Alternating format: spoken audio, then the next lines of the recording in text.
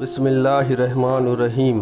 السلام علیکم معزز ناظرین کرام، آج کے اس ویڈیو میں ہم جنگ خندق کے بارے میں بات کریں گے۔ ویڈیو کو سٹارٹ کرنے سے پہلے آپ دوستوں سے بس اتنی سی التجا ہے، اگر ہو سکے تو میرے اس چینل کو سبسکرائب ضرور کر دیں۔ تو چلیے چلتے ہیں بنا ٹائم ویسٹ کیے آج کے اس ویڈیو کی طرف۔ مکہ کے کافر مسلمانوں کو صفحہ ہستی سے مٹا دینا چاہتے تھے، اسی لیے وہ ہر موقع کا بھرپور فائدہ اٹھانا چاہتے تھے۔ بنو نصیر اور دیگر قبیلے جو مدینہ میں رہتے تھے، ان کی چودراہٹ آپ صلی اللہ علیہ وآلہ وسلم کے مدینہ آنے سے ختم ہو گئی تھی۔ یہودیوں نے دوستی کا جو معاہدہ کیا ہوا تھا اسے توڑ دیا اور مکے کے اہل قریش کے ساتھ مل کر انہیں مدینہ پر حملہ کرنے کے لیے تیار کر لیا۔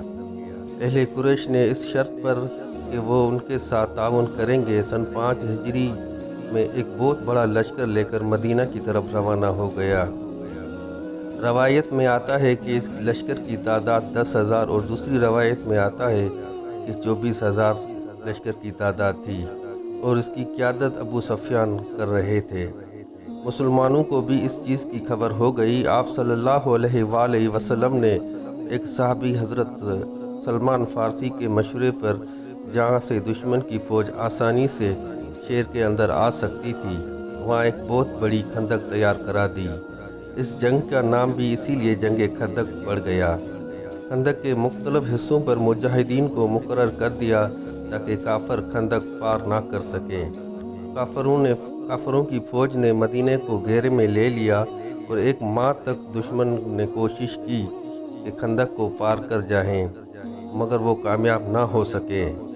خندق پار کرتے ہوئے ان کے 4 ساتھی، جن میں 2 ہلاک ہوئے، جن کے نام یہ ہیں عمرو بن عبدود، نوفل اور مغیرہ، یہ دونوں قتل ہو گئے ہیں، باقی 2 ساتھی فرار ہو گئے۔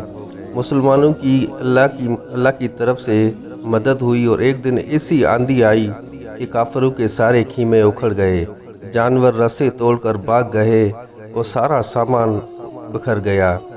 تو کافروں کا خیال تھا کہ مسلمانوں کی بد دعا سے اتنا خطرناک طوفان آیا ہے، اسی لیے وہ اپنا بچا کھچا سامان اٹھا کر بھاگ گئے۔ اور یوں آپ صلی اللہ علیہ وآلہ وسلم نے جنگ کے دنوں میں دوستی کا معاہدہ توڑ کر مکے کے کافروں کا ساتھ دینے والے یہودیوں کو سزا سنا دی۔ پہلے بڑے قبیلے نزیع کو سزا دی، پھر وہ دوسرے قبیلوں کو سزا دیتے ہوئے مدینے سے باہر نکال دیا۔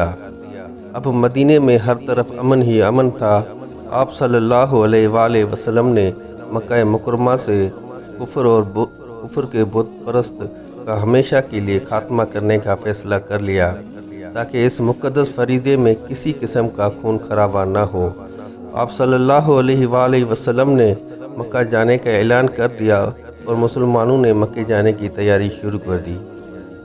ناظرین، یہ تھی آج کی ویڈیو۔ اگر ویڈیو اچھی لگی تو ثواب کی نیت سے اس کو شیئر ضرور کیجیے۔ جزاک اللہ۔